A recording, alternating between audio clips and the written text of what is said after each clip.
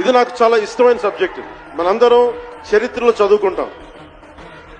భారతదేశం ఎవరి మీద దాడి చేయలే, భారతదేశం ఎవరి మీద కూర్చొని ఆక్రమణం చేయలే. ఈ దేశాన్ని అందరూ ఆక్రమించుకున్నారు.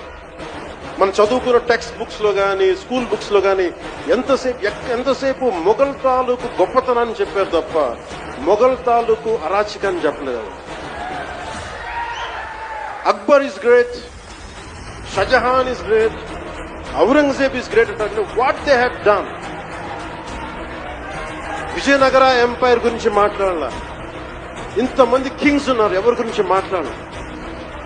We always heard about Mughals' greatness, but what Aurangzeb has done to our country, సొంత తమ్ముడిని చంపేసి, దారా సిక్కుని చంపి, షాజహాన్ని జైల్లో పెట్టి, నువ్వు హిందువుగా బతకాలి అంటే నువ్వు ట్యాక్స్ కట్టాలి.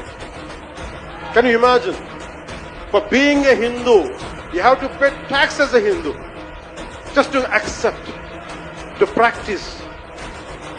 ఇలాంటి సమయంలో ఒక ఛత్రపతి శివాజీ మహారాజ్ లాంటి గుండెలో శౌర్యాన్ని నింపాడు. మనకి తమిళనాడు దురాక్రమణ గురైతే all the way from Maharashtra he came back and supported, stood by people.